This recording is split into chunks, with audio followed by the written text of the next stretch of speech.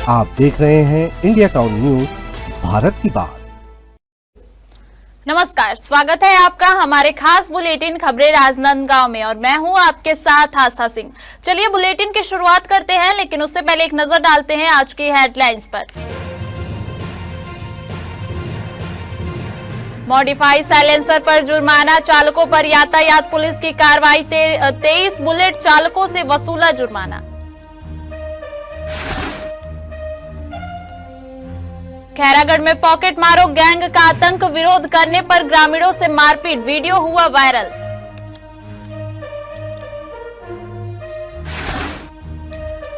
सप्तशक्ति संगम में नारी सशक्तिकरण, खैरागढ़ में नारी शक्ति का उत्सव, सप्तशक्ति कार्यक्रम में सांस्कृतिक संरक्षण।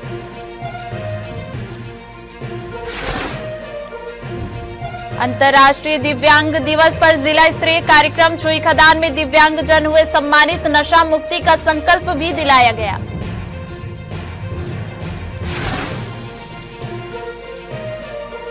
अधिवक्ता दिवस पर संगोष्ठी आयोजित, न्यायालय परिसर में विशेष कार्यक्रम, अधिवक्ता दिवस पर महेंद्र शर्मा का सम्मान।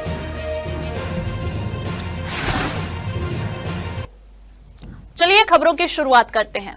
राजनांदगांव की थाना सिटी कोतवाली पुलिस ने पुलिस अधीक्षक अंकिता शर्मा और अतिरिक्त पुलिस अधीक्षक राहुल देव शर्मा के निर्देशन में अवैध शराब बिक्री रोकने के अभियान के तहत एक बड़ी कार्रवाई की है। मुखबिर की सूचना पर लखोली में पुलिस ने छापेमारी कर एक महिला सुशीला वर्मा को गिरफ्तार किया है। आरोपी के कब्जे से अवैध शराब बरामद हुई, जिसकी कुल कीमत लगभग 6,400 रुपए आकी गई है। पूछताछ में आरोपित ने बताया कि शराब सुनील जांगड़े नामक व्यक्ति द्वारा लाई गई थी। मामले में आबकारी अधिनियम के तहत कार्रवाई करते हुए आरोपी को गिरफ्तार कर न्यायालय में पेश किया गया और जेल रिमांड पर भेजा गया है। पुलिस का कहना है कि अवैध शराब की बिक्री रोकने के लिए अभियान लगातार जारी रहेगा और ऐसे किसी भी असामाजिक तत्व के खिलाफ कड़ी कार्रवाई की जाएगी।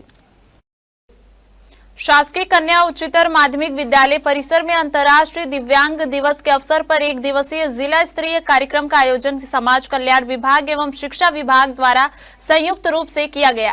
कार्यक्रम के दौरान जिला पंचायत सीईओ ने बच्चों को निरंतर प्रयास करने की प्रेरणा दी। वहीं जिला पंचायत उपाध्यक्ष विक्रांत सिंह ने उपस्थित जनों को नशा मुक्ति के लिए संकल्प दिलाया। इस मौके पर जिला कलेक्टर इंद्रजीत सिंह चंद्रावल ने कहा कि शासन प्रशासन की सभी योजनाओं का लाभ पात्र हितग्राहियों तक पहुंचाया जाएगा। उन्होंने दिव्यांगजनों को भरोसा दिलाते हुए कहा कि किसी भी आवश्यकता पर वे या प्रशासनिक अधिकारी सदैव सहायता के लिए उपलब्ध हैं। कार्यक्रम में दिव्यांगजनों को आवश्यक उपकरण वितरित किए गए। साथ ही 3 दिव्यांग दंपतियों को 50,000 रुपए के डमी चेक प्रदान किए गए और स्वास्थ्य परीक्षण भी कराया गया।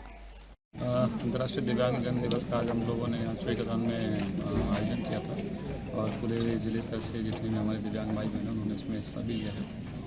इस अवसर पे एक दिव्यांग लोगों के लिए खेलकूद प्रतियोगिता भी रखी गई है और शासन के स्तर से जो इनको सहायता राशि और साइकिल ट्राईसाइकिल का वितरण किया जाना वो कार्यक्रम भी आज लिया गया। साथ ही साथ एक नशा मुक्ति भारत के लिए भी यहाँ पे संकल्प और एक शपथ ली गई है। तो अच्छा लोगों का इसमें हमको प्रतिसाद मिला है और सभी दिव्यांगजन भाई बहन को इस दिवस की शुभकामनाएं बधाई देते हैं और साथ ही साथ सभी वर्गों से अपील भी करते हैं कि सभी दिव्यांगजन भाई बहन हमारे समानता के अधिकार हैं, समानता के अधिकारी हैं और उनको समानता के साथ ही और उनके मनोबल को देखते हुए मनोबल को बढ़ाते हुए समानता के अधिकार के साथ ही उनके साथ हम लोग को व्यवहार करना चाहिए। आज विश्व दिव्यांग दिवस है। उस अवसर पे हमारे खैरागढ़ सुल्तान और गंडे जिले में एक बड़ा आयोजन हुआ है। इसमें जिन भाइयों और बहनों का, जिन बच्चियों का, जो स्कूल में पढ़ रहे और छात्र छात्राओं का या वरिष्ठ बुजुर्गों का किसी कारण से कोई अंग अगर दिव्यांग हो गया है तो सरकार की तरफ से जो सहयोग, जो यंत्र दिया जा सकता है उसे दिया गया है। जिसमें एक ट्राईसाइकिल वितरण हुआ है, व्हील चेयर हुआ है, कुछ लोगों को बैसाखियाँ दी गई हैं, कुछ लोगों को श्रवण यंत्र दिए गए हैं ताकि उनको सहयोग दिया जा सके। और हम लोगों ने तो अपील भी की है कि इन्हें कोई दया का पात्र ना बनाएं। उनको मजबूत करने के लिए, चाहे वो मानसिक रूप से मजबूती हो, आर्थिक रूप से मजबूती हो, हम सब तक की तरफ से जो भी सहयोग हो पाएगा निश्चित रूप से करेंगे। और हमारी सरकार भी इस मामले में बड़ी गंभीर है। माननीय विष्णुदेव साय जी ने आज यहाँ उनके शासन के निर्देश अनुसार समाज कल्याण विभाग ने एक बड़ा आयोजन आज यहाँ पे किया हुआ है। शहर के शराब दुकानों के बाहर इन दिनों पॉकेट मारो गैंग का आतंक लगातार बढ़ता जा रहा है। रोजाना शाम 6 बजे के बाद यह गैंग भीड़ भाड़ का फायदा उठाकर लोगों की जेब काटने, मोबाइल चोरी करने और धमकाने जैसी वारदातों को अंजाम दे रहा है। विरोध करने पर कई ग्रामीणों के साथ मारपीट तक की घटनाएं भी सामने आई हैं। सोशल मीडिया पर एक वीडियो तेजी से वायरल हो रहा है, जिसमें गैंग के सदस्य शराब दुकान के भीतर घुसकर लोगों के साथ झूमा झटकी करते दिखाई दे रहे हैं। वीडियो सामने आने के बाद स्थानीय लोगों ने रोष फैल गया है। पीड़ितों का आरोप है कि कई बार शिकायत करने के बावजूद अब तक कोई ठोस कार्रवाई नहीं की गई है, जिससे गैंग के हौसले और बुलंद हो रहे हैं। स्थानीय निवासियों ने बताया कि शराब दुकान के कर्मचारी भी भय के कारण चुप्पी साधे हुए हैं, जिससे हालात लगातार बिगड़ते जा रहे हैं। इस संबंध में ग्रामीणों ने प्रशासन से तत्काल हस्तक्षेप की मांग करते हुए कहा कि पुलिस गश्त बढ़ाई जाए और शराब दुकानों के आसपास सुरक्षा व्यवस्था कड़ी की जाए। साथ ही चेतावनी दी है कि अगर समय रहते कार्रवाई नहीं हुई तो स्थिति और गंभीर रूप ले सकती है। विद्या भारती अखिल भारतीय शिक्षा संस्थान के तत्वाधान में प्रेम कुमार सरस्वती शिशु मंदिर खैरागढ़ में आयोजित सप्त शक्ति संगम कार्यक्रम गरिमामय वातावरण में संपन्न हुआ। कार्यक्रम की अध्यक्षता डॉक्टर साधना अग्रवाल ने की, जबकि मुख्य वक्ता के रूप में रोहिणी सिंह एवं डॉक्टर श्रुति सिंह उपस्थित रहीं।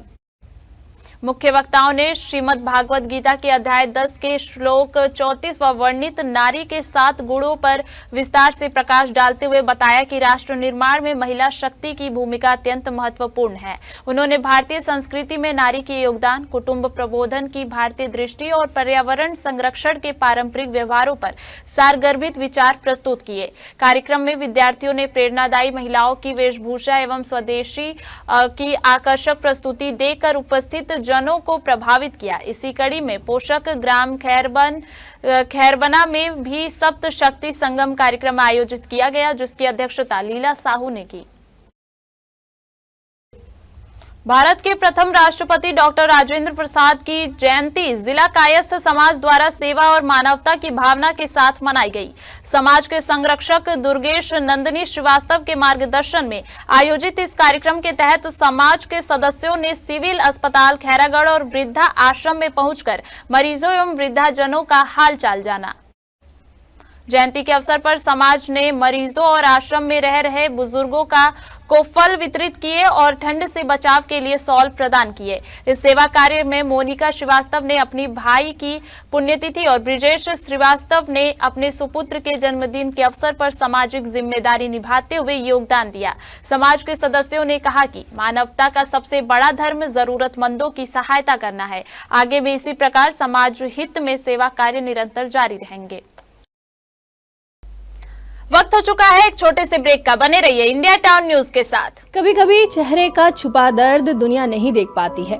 दाग, मुहासे, झाइयां सब आपके आत्मविश्वास को कम कर देता है, पर अब नहीं, क्योंकि Rukhsana glow and fair face pack जो दे आपकी स्किन को वो प्यार जो सिर्फ प्रकृति दे सकती है।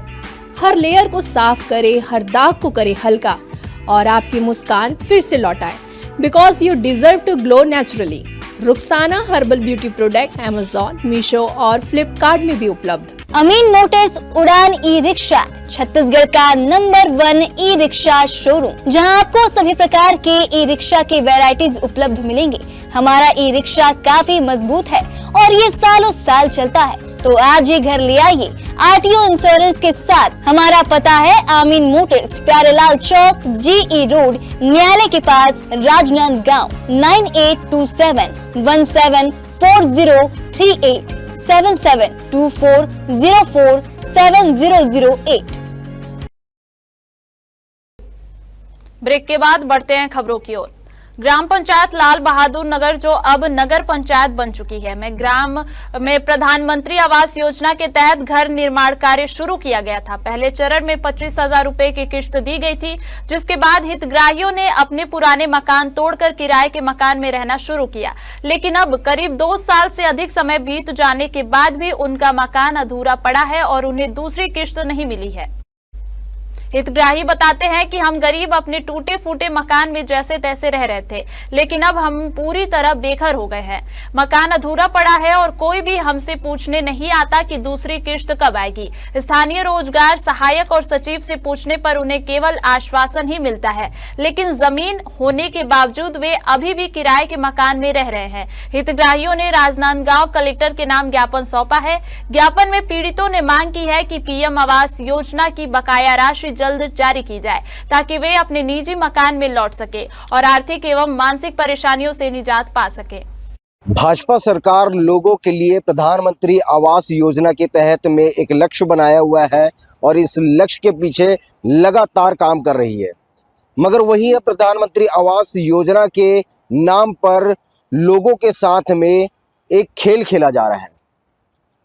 लोग अपने आप को अब बेघर महसूस कर रहे हैं। पहले प्रधानमंत्री आवास योजना के तहत में आवेदन करते हैं, आवेदन भरते हैं, आवेदन भरने के बाद प्रधानमंत्री आवास योजना के तहत में पहली किस्त सन 2023-24 में मिलती है हितग्राहियों को, और उसके बाद से लेकर के आज तक यानी कि 2025 का अंतिम महीना चल रहा है, दिसंबर का माह चल रहा है, आज तक के दूसरी किस्त रिलीज ही नहीं हुई। आखिरकार पूरा मामला क्या है, इस विषय को लेकर के राजनांदगांव जिले के एलबी नगर के लोग यहाँ पर पहुंचे हुए हैं। जी क्या मामला है? वो चुनाव के पहले जो है ना आवास आया था हम लोग, और आवास में पहला किस्त आ गया है 25,000 करके। ग्राम पंचायत से रोजगार सहायक आया और बोले कि मकान को तोड़ो और निर्माण चालू करो, किस्त आ गया है तभी पैसा मिलेगा। और उस हिसाब से फिर क्या है, पैसा मकान को हम लोग तोड़ दिए, तोड़ने के बाद काम चालू कर दिए और उसके बाद कोई अभी तक कोई आता पता नहीं है। और तो अभी कहाँ रहते हैं आप? अभी तो हम लोग व्यवस्था करके कहीं न कहीं भाई को मकान में इधर उधर कहीं जैसे भी है किराए के मकान में, कोई तो किसी ने तो कर्ज वर्ज करके ढलाई तक तो छत ढलाई तक तो काम कर ही लिए हैं, तो वहीं अभी फिलहाल बिना पूजा पाठ के अभी व्यवस्था चल रहा है। बाकी जो है आवास का पैसा पूरा रुका हुआ है, अभी पूरा ही रुका हुआ है। पूरा रुका हुआ। प्रधानमंत्री आवास योजना के तहत में कितनी राशि सरकार द्वारा दी जाती है? सरकार लगभग 1,35,000 दी जाती है, जिसमें लगभग 15,000 कुछ रोजगार गारंटी के तहत दिए जाती है, जिसमें हम लोग को प्रायः मुख्य रूप से 25,000 बस प्रदान हुए हैं हमको राशि। केवल 25,000 बस? केवल 25,000। और बाकी की राशि? बाकी की राशि अभी तक तो उनका कोई सुनवाई नहीं हुआ है राशि के रूप में। तो आप कहाँ गए थे अपने आवेदन को लेकर के? आज कलेक्ट्रेट भी पहुंचे हुए हैं। पहले तो हम अपने नगर पंचायत में गए, उसके बाद जिला पंचायत कार्यालय में गए हैं, तो वहाँ गए अपने आवेदन प्रस्तुत किए हैं। प्रस्तुत करने के पूर्व में भी आ चुके हैं हम लोग आवेदन को लेके, तो अभी भी गए थे जिला पंचायत। मैडम का क्या कहना था इसमें? उनका कहने का मतलब ये था कि आप लोग का बात एक बार फिर से हम लोग सामने मंत्री के पास मंत्रिमंडल में प्रस्तुत कर चुके हैं। अब कोई हमारे साथी है, किन्हीं का आवाज़ ऊंचा आता है तो थोड़े ऊंचे आवाज़ में बात कर दिए, हम लोग का पैसा कब आएगा ऐसा करके। तो मैं मैडम का कहने का मतलब ये था कि आप लोग बदतमीजी मत करो, ऐसा करके बोल रहे थे मैडम। आवेदन के लिए क्या? अच्छा, बदतमीजी से बात मत करो बोल दिए। हाँ वैसे मैडम ने कहा? जी मैडम ने बोला। अम्मा, ये कब से आप मन आवास के लिए भरे रहो? 2 साल हो गए। 2 साल हो गए? हाँ, 3 साल हो जाइए नहीं आए हैं, सब कर्जा कर करके रोके हन बेटा, कोई कर्जा नहीं हो, घर में सब आधा पड़े ही, ओकरे परेशानी में सब आए हैं। तो अभी आप मन कहाँ रही तो अम्मा? अभी एक खोली अलग से रखे रहे हम माटी के, वहीं में रहते। तो 3 साल से आप इसने माटी के कुरिया में गुजारा चला दो? हाँ। तो का पुलिस अधिकारी मन से मुलाकात करे बर गिरे हो? बोला मैं नहीं बोल सकूं बेटा। बताओ। नहीं बोलने नहीं आएगा। का पुलिस मैडम से बात करो, कलेक्टर साहब से बात करो, कौन का पुलिस है वे? कोई जवाब दी से वे? का जवाब दी से? वो तो बोलते हैं कुछ नहीं हो सके तो मन कहीं भी जाओ, ऐसे बोली सब। कुछ नहीं हो सके कहीं भी जाओ, कहीं भी जाओ कौन पुलिस है? वही वाले हैं जिला पंचायत सीओ मैडम। मैडम देखिए कहीं ना कहीं ये सोचने का काफी गंभीर विषय है कि लोग प्रधानमंत्री आवास योजना के तहत में अपने घर को बनवाने की प्रक्रिया शुरू करते हैं और उसके बाद केवल एक ही किस्त इनके हितग्राहियों के खाते पर आती है और उसके बाद से आज 3 साल पूरे होने जा रहे हैं। 3 साल पूरे होने पर भी इनके पास दूसरी किस्त और पूर्ण राशि बिल्कुल भी नहीं मिलती है और इस विषय को लेकर के आज राजनांदगांव के जिला कलेक्टर के पास ज्ञापन सौंपने पहुंचे, जिला पंचायत सीओ मैडम के पास ज्ञापन सौंपने पहुंचे, अपनी दुख दर्द को बताने के लिए पहुंचे तो उनको इस प्रकार से जवाब मिलता है जो अशोभनीय कहा जा सकता है। जनजाति गौरव दिवस के अवसर पर मोहल्ला मानपुर में आयोजित भव्य जनजाति गौरव एवं प्रतिभा सम्मान समारोह में मुख्यमंत्री विष्णुदेव साय शामिल हुए। कार्यक्रम में विधानसभा अध्यक्ष डॉक्टर रमन सिंह और उप मुख्यमंत्री विजय शर्मा की भी उपस्थिति रही। कार्यक्रम के दौरान मुख्यमंत्री ने महतारी योजना के तहत प्रदेश के 67,78,674 हितग्राहियों को 634,65,80,800 रुपए की राशि डीबीटी के माध्यम से जारी की। इसी कड़ी में मोहल्ला मानपुर अंबागढ़ चौकी जिले के 80,375 महिलाओं को 7,47,42,900 रुपए की किस्त प्रदान की गई। इस दौरान मुख्यमंत्री विष्णुदेव साय ने जिले के लिए 475 करोड़ रुपए के विभिन्न विकास कार्यों का लोकार्पण एवं भूमि पूजन किया। समारोह में जिले के विभिन्न क्षेत्रों में उत्कृष्ट प्रदर्शन करने वाले प्रतिभाओं को सम्मानित भी किया गया। इसके अलावा अंबागढ़ चौकी के लिए उप मुख्यमंत्री ने 2 महत्वपूर्ण घोषणाएं की, जिनमें एसडीएम कार्यालय की स्थापना और ऑडिटोरियम का निर्माण शामिल है। आज बड़ा सौभाग्य का विषय है कि अंबागढ़ चौकी की इस पावन भूमि में जनजाति गौरव दिवस और सम्मान समारोह का आयोजन था, जिसमें हम लोग सब आमंत्रित थे। हम सब लोग आए। हमारे प्रदेश के पूर्व सीएम और विधानसभा के अध्यक्ष आदरणीय डॉक्टर रमन सिंह जी, हमारे डिप्टी सीएम श्री विजय शर्मा जी, क्षेत्र के सांसद श्री संतोष पांडे जी और सभी वरिष्ठों की उपस्थिति में और समाज के क्षेत्र के भारी संख्या में लोग आए थे। सबकी उपस्थिति में एक गौरव दिवस समारोह संपन्न हुआ और ऐसे अवसर में 475 करोड़ रुपया के विकास कामों का लोकार्पण और भूमि पूजन भी किए हैं। तो हम समस्त जिले वासियों को भी बहुत बहुत बधाई और शुभकामना देते हैं। और क्षेत्र की एक बहुप्रतीक्षित मांग थी कि यहाँ पर एसडीएम का कार्यालय हो, कहे कि काफी परेशानी होती थी। तो आने वाले समय में यहाँ पर एसडीएम कार्यालय भी होगा, जिससे लोगों को सुविधा होगी। अधिवक्ता दिवस के अवसर पर राजनांदगांव तहसील न्यायालय परिसर स्थित अधिवक्ता कक्ष में एक संगोष्ठी एवं सभा का आयोजन किया गया। कार्यक्रम में वरिष्ठ अधिवक्ता राकेश ठाकुर एवं पूर्व शासकीय लोक अभियोजक अधिवक्ता नारायण कन्नौजे मुख्य अतिथि के रूप में उपस्थित रहे। अतिथियों का स्वागत अधिवक्ता अशोक श्रीवास सहित अन्य अधिवक्ताओं द्वारा किया गया। इस अवसर पर वरिष्ठ अधिवक्ता महेंद्र शर्मा का सम्मान भी किया गया। संगोष्ठी का संचालन अधिवक्ता पंकज गुप्ता ने किया, जबकि आभार प्रदर्शन अधिवक्ता एवं नोटरी ब्रिजमोहन जोशी द्वारा व्यक्त किया गया। अधिवक्ता दिवस पर आयोजित इस कार्यक्रम में बड़ी संख्या में अधिवक्ता उपस्थित रहे और सभी ने अनेक क्षेत्र में अधिवक्ताओं की भूमिका पर अपने विचार व्यक्त किए। जिले में यातायात पुलिस ने मॉडिफाई साइलेंसर वाले बुलेट चालकों के खिलाफ सख्त कार्रवाई जारी रखी है। वर्ष भर में 23 बुलेट चालकों से कुल 1,16,000 रुपए का जुर्माना वसूला गया है। इससे पहले साइलेंसर मॉडिफाई कर पटाखे फोड़ने वाले 22 बुलेट चालकों पर कुल 1,11,000 रुपए का जुर्माना किया गया।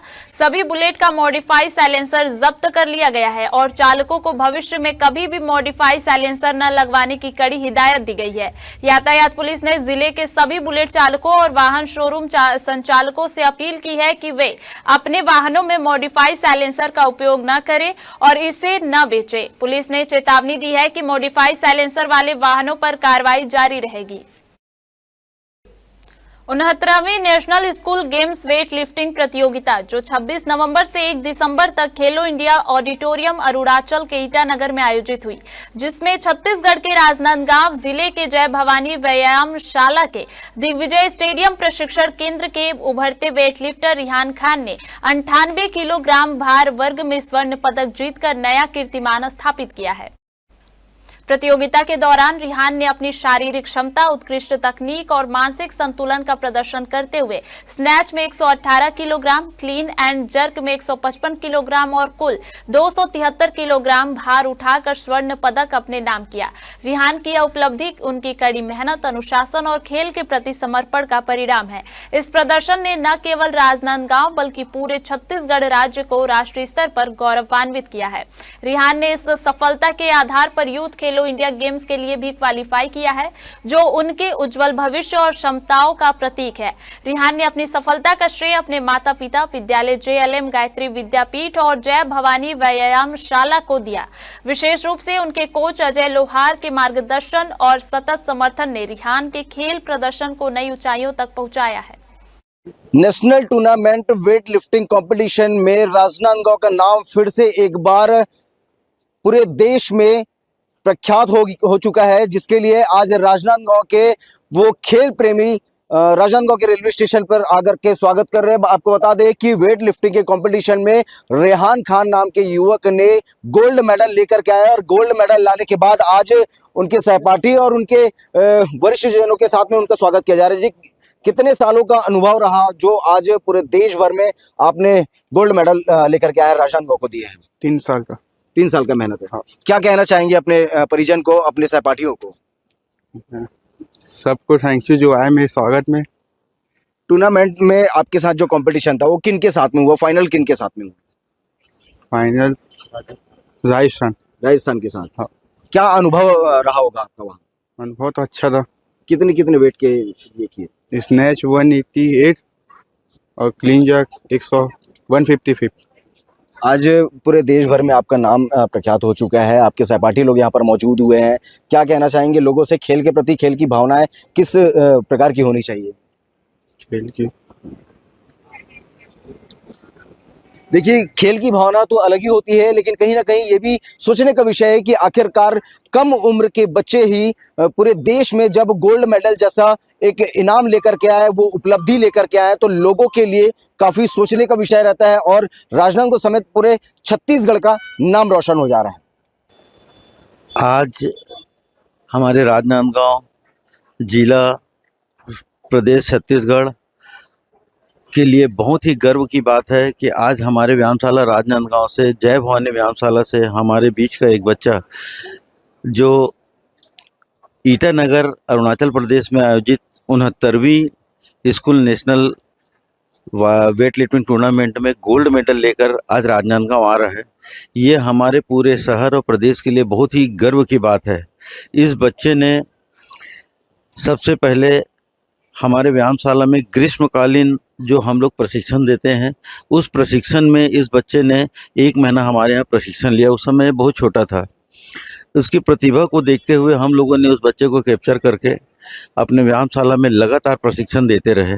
आज उसका ये परिणाम है कि आज ये बच्चा हमारे प्रदेश के लिए, देश के लिए गोल्ड मेडल लाने की स्थिति में है और हम सब लोग उसके उज्जवल भविष्य की कामना करते हैं। जी, मैं बोलना चाहूँगा, हमारे व्यायामशाला जय भवानी व्यायामशाला और जिला भारोत्तोलन संघ के तत्वाधान में 7 से 8 वर्ष पूर्व 11 साल के बालक मोहम्मद रेहान खान ने एडमिशन लिया था। जब वो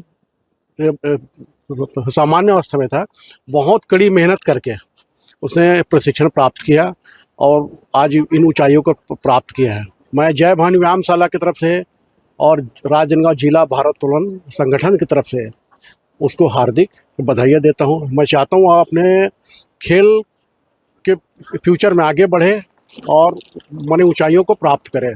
बहुत अच्छा, हमारे देश का नाम रोशन कर रहा है, वो सबसे बड़ी गौरव की बात क्या होगी। कितने मेहनत लगी आपको? किस प्रकार की रुचि रही इसकी खेल के प्रति? मैं तो मेहनत करता हूँ, मेरे यहाँ के बच्चे भी बहुत ज़्यादा मेहनत करता है। वो अपने पापा का सपना पूरी करने में कोई कसर नहीं छोड़ रहे हैं। इंडिया मेडल लाना है बेटा, वही मेरा लक्ष्य है। आज स्वागत किया तो जी, कितना हर्ष हमारे पूरे राजनांदगांव को सबसे खुशी की बात है। हमारे राजनांदगांव का बच्चा, छत्तीसगढ़ से बच्चा गोल्ड मेडल लाया, सबसे उत्सव की बात है, बड़ी खुशी की बात है।